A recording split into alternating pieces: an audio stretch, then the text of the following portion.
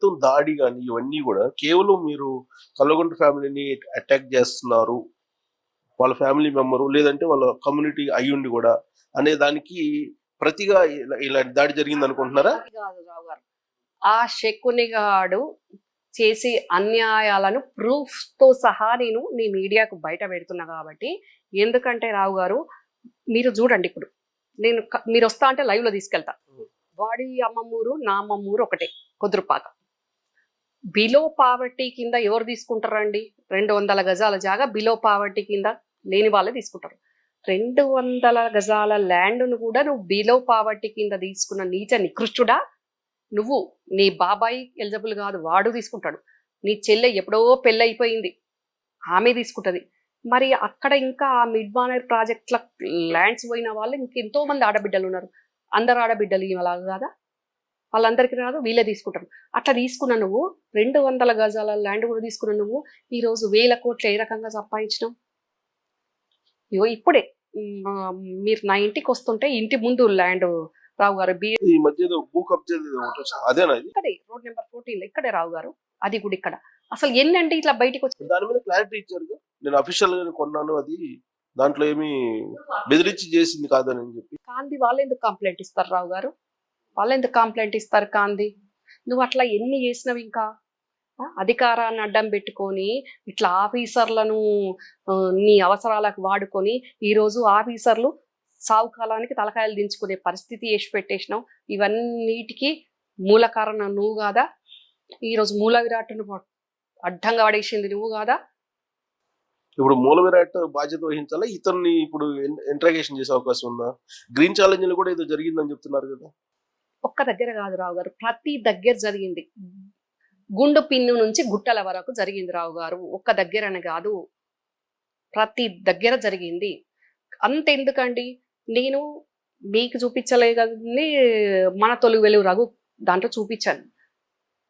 ఉద్యమ టైంలోనే తెలంగాణ రాకముందే వీళ్ళు 2013లోనే ఆంధ్రులతోటి వ్యాపారం చేసిండ్రు. ఆ పార్ట్నర్షిప్ డీడ్ కూడా నేను చూపించిన. చెప్పేది ఒకటి, చేసేది ఒకటి. సో ఇప్పుడు ఏంటి అతని మీద వచ్చిన ఆరోపణలు అన్ని? అలాంటి వాడు నా సొంత ల్యాండ్ను కూడా నన్ను కూడా ఇబ్బంది పెట్టిండండి. వాడు ఇబ్బంది చేయంది ఎక్కడ? వాడు కబ్జా పెట్టంది ఎక్కడ? వాడు దోచుకోంది ఎక్కడ? మీ ల్యాండ్ కూడా కబ్జా చేశాడా? మొత్తము ఆ పార్ట్నర్షిప్ డీడ్లు ఉన్న వాడి క్వారీల ప్రతి దగ్గర వీడి రోల్ ఉంటుంది, వీడి షేర్ ఉంటుంది. వీడు ప్రతి దగ్గర అందరిని ఇబ్బంది పెడతాడు. స్క్రాప్ అంతా నా దాంట్లో పడేసి ఉన్నారు. ఎఫ్ఐఆర్ ఛార్జ్ షీట్ అయితే కూడా పోలీసు వాళ్ళు హైదరాబాద్కి వచ్చి వాళ్ళని పట్టుకుంటామంటే కూడా మేము ఆమెకు అట్లనే కేసులు పెట్టుకుంటుంది, మేము మా కోర్టులో చూసుకుంటాము అని. వీళ్ళ ప్రభుత్వంలో అడ్డమైన వాళ్ళను ఏజీపీలు చేసిరి, అసిస్టెంట్ ఏజీపీలు చేశారు, డిఎస్పీలని ఎస్పీలు చేశారు, పీపీలు చేసేసిండ్రు కదా. ఇష్టం ఉన్నట్టు ఏమైనా మేము ఏం చేసుకున్నా నడుస్తుందని చేసిండ్రు కదండి. ఇంకా వాటితోటి బెయిల్ తెచ్చుకోవచ్చు, ఏమన్నా తెచ్చుకోవచ్చు, ఏదైనా కావచ్చు కదండి అట్లా. సో ఇప్పుడు మీ ప్రభుత్వం ఇతన్ని కనీసం అరెస్ట్ చేస్తుందా? డెఫినెట్ గా ఇప్పుడు శిక్షించబోతున్న సంగతి అరెస్ట్ చేస్తుందా? డెఫినెట్ గా ప్రూఫ్స్ అందరూ ఎవరి ఎండ్ల విక్టిమ్స్ వాళ్ళందరూ వచ్చి ప్రూఫ్లు ఇచ్చినప్పుడు, ఇప్పుడు ట్యాపింగ్ లా రేపు ప్రభాకర్ రావు గారు ఏం చెప్తారు, ఇప్పుడు రాధాకిషన్ గారు ఏం చెప్తారు, వాటి ఆధారంగా డెఫినెట్ గా చేయాల్సి వస్తుంది. ఆల్రెడీ వచ్చింది కదా కర్మఫలం అనేది ఒకటి కనిపిస్తుంది ఇక్కడ. సేమ్ ఇదే కర్మఫలాన్ని కొంత మనం కేసీఆర్ కను రేవంత్ రెడ్డికి అన్వయిస్తే, అప్పుడు రేవంత్ రెడ్డిని అరెస్ట్ చేసినప్పుడు వాళ్ళ బిడ్డ మ్యారేజ్ తర్వాత అది స్పెషల్ పర్మిషన్ తీసుకొని ఒకరోజు కొన్ని గంటలే టైం ఇచ్చి కోర్టు పర్మిషన్ తోటి వచ్చాడు ఆ పెళ్లికి. కానీ ఆ పెళ్ళప్పుడు లేడు ఆయన, పెళ్లి ఏర్పాట్లప్పుడు కూడా లేడు. సో ఇప్పుడు కవిత జైల్లో ఉంది. సో ఇద్దరిది ఈక్వల్ ఉంటుందా బాధ? కర్మఫలం సమానం అయినట్టేనా? కర్మఫలం సమానం అయినట్టు అనేది కాదు, కానీ ఇక్కడ ఇప్పుడు మనము ఒక వ్యక్తిని టార్గెట్ చేసి ఉద్దేశపూర్వకంగా కక్షపూరితంగా వాళ్ళను వేటాడితే విధి అనేది మళ్ళా తిరిగి మనకే వస్తుంది అనేది ఈరోజు ప్రూవ్ అయింది. ముఖ్యంగా ఈరోజు తిహార్ జైల్లో కవిత ఒక ఆడపిల్ల, నిందితురాలా నేరస్తురాలా అది సెకండరీ, కానీ ఒక ఆడపిల్ల జైల్లో ఉన్నది అని అంటే చూసే వాళ్ళకు వినే వాళ్ళకు ఇబ్బందిగా ఉంటుంది, బాధగా ఉంటుంది వాస్తవంగా. ఇప్పుడు మీ బిడ్డ జైల్లో ఉంటే ఇప్పుడు ఇదే 9.5 సంవత్సరాలు ముఖ్యమంత్రి భార్య హోదాలో ఉన్న శోభమ్మ ఈడి మెట్లెక్కింది బిడ్డను చూసుకోవడానికి. సంతోషంగానైతే ఎక్కదు కదా, బాధతోటే పోద్ది కదా.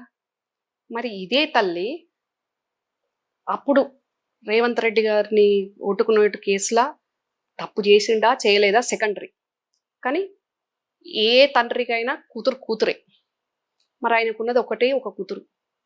ఆ కూతురు ఎంగేజ్మెంట్ సందర్భంగా, పెళ్లి సందర్భంగా నువ్వు ఒక కన్న తల్లిగా ఇక్కడ శోభమ్మ, నువ్వు కనీసం రాజకీయాలు ఎట్లున్నా అది వేరు, కానీ ఆయనకున్న ఒకే ఒక కూతురు పెళ్లికి నువ్వు ఒక ముఖ్యమంత్రి భార్యగా మొత్తం ఉండి నడిపిస్తున్న ఒక గాంధారి పాలన చేసిన ఒక శకుని గారిని బట్టి నీకు కనీసం ఒక కన్న తల్లిగా, మరి నాకు ఒక బిడ్డ ఉంది, అక్కడ ఆయనకున్నది ఒకటే ఒక బిడ్డ, 100 అబద్ధాలాడి ఒక పెళ్లి చేయాలంటారు, కానీ ఉన్న ఒకే ఒక బిడ్డ పెళ్లికి కక్షపూరితంగా జైళ్ళ నుంచి రాకుండా ఏర్పాట్లు చేసుకోకుండా ప్రవర్తిస్తున్నాము అని ఒక్క క్షణం ఒక్క సెకండ్ కూడా నువ్వు ఆలోచించలేదా?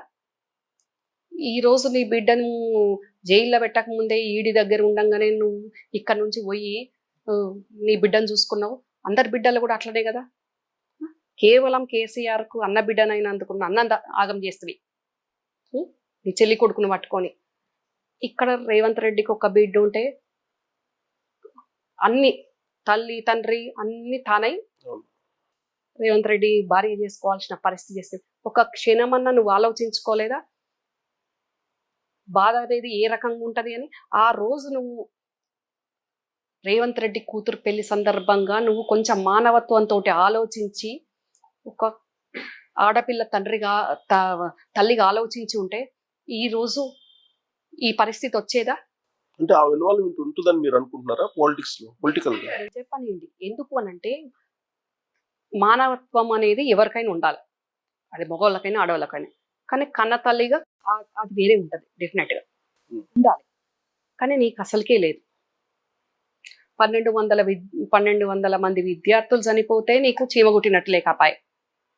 ఈరోజు నీ బిడ్డ ఈడీ కాడికి వెళ్తే ఆగమేఘాల మీద పోయి చూస్తుంది. మరి చచ్చిపోయిన ఆ బిడ్డల కన్న తల్లిదండ్రుల మనోవేదన ఏ రకంగా ఉంటుంది రావు గారు? నా మనోవేదన ఏ రకంగా ఉంటుంది?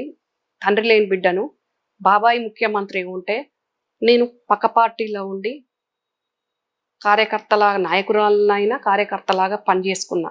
అయినా నన్ను నా కొడుకుని ఈ విధంగా ఇబ్బంది పెట్టిండ్రు ఆఫీసర్లను అనగబట్టుకొని మీ చేతుల్లో.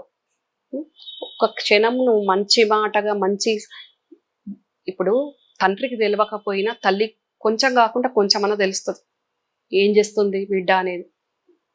మళ్ళీ ఈ శకునిగాడికి ప్రతి విషయం తెలుసు, ప్రతి విషయంలా వాడే ఇన్వాల్వ్మెంట్ ఉంటుంది, వాడే ప్రేరేపిస్తాడు, వాడు చేసేది ప్రతిదీ ఈమెకు తెలుసు. మరి పోనీ నీకు తెలియదనే అనుకుందాం. ఎప్పుడైతే మరి సిబిఐ ఎంటర్ అయిందో, లిక్కర్ల ఫస్ట్ సిబిఐ ఎంటర్ కాకముందే ఢిల్లీలో ఎంపీలు వాళ్ళు చెప్పారు కవిత చెప్పినప్పుడు నువ్వు అప్పుడైనా బిడ్డను, అది ఎంటర్ కాకముందు కూడా ఎప్పుడైతే కేసీఆర్ అనేట ఆయన ముఖ్యమంత్రి అయిండో అవడంతో ఆయన ముఖ్యమంత్రి 1,00,000 బిజీ ఉంటుంది. నువ్వు తల్లిగా చెప్పొచ్చు కదా బిడ్డకి. మరి నువ్వు ఎంపీ టికెట్ తీసుకున్నావు, గెలిచినావు, నువ్వు ప్రభుత్వంలో ఉన్నావు, పార్టీలు ఉన్నావు, చెడ్డ పేరు దేవద్దు, మంచిగా ఉండాలి, మనం గతంలో ముఖ్యమంత్రులను ఆదర్శంగా తీసుకుందాం అని అనుకోవాలి కదా. అంత ఇన్వాల్వ్మెంట్ ఉందా ఫ్యామిలీలో ఆవిడకి? డెఫినెట్ గా చెప్పాలి కదా. చెప్పుంటే ఈ రోజు ఈ పరిస్థితి రాకపోతుండే. కానీ అంత ఉందా, వ్యాక్యూమ్ ఉందా? ఆమె చెప్పేదానికి వెసులుబాటు ఉందా అసలు ఆవిడికి? ఆమెకు వెసులుబాటు ఉన్నాం కాదండి. ఆమె దీవెనలు ఉన్నోళ్ళే మేయర్లు అవుతారు, ఆమె దీవెనలు ఉన్నోళ్ళే సివిల్ సప్లై చైర్మన్లు అవుతారు, ఆమె దీవెనలు ఉన్నోళ్ళకే టిక్కెట్లు వస్తాయి. ఆమె ఏ దీవెన లేనిది వాడు రాజ్యసభ ఎట్లా ఏంటండి? సో ఆ ఇన్వాల్వ్మెంట్ ఇండైరెక్ట్ గానే ఉంటుంది. డైరెక్ట్ గా ఉంటది రావు గారు, ఇండైరెక్ట్ అంటారు మళ్ళీ మీరు. నామినేటెడ్ పోస్ట్ లో కాదు, ఈ అరెస్టుల విషయంలో కూడా కాదు రావు గారు. ఇప్పుడు ఒకసారి ఎంపీ అయింది కవిత, వద్దన్నా కానీ ఎంపీ బలవంతంగా తీసుకుంది అయింది. ఓడిపోయింది రెండోసారి. ఓడిపోయినప్పుడు మరి అప్పుడైనా అదే నిజామాబాద్ కాన్స్టిట్యున్సీ ప్రజలకు సేవ చేసుకో, నానా ముఖ్యమంత్రి ఉన్నాడు, పార్టీ ఫండ్ కావాల్సినంత కాన్స్టిట్యున్సీకి ఇచ్చుకుంటూ ప్రజలకు సేవ చెయ్యు, నెక్స్ట్ చూసుకో అని చెప్పాలి కదా. మళ్ళీ అడ్డదారుల ఎమ్మెల్సీ తీసుకోవడం. ఆ? ఏ రోజు నువ్వు ఆబ్జెక్షన్ చేసినావని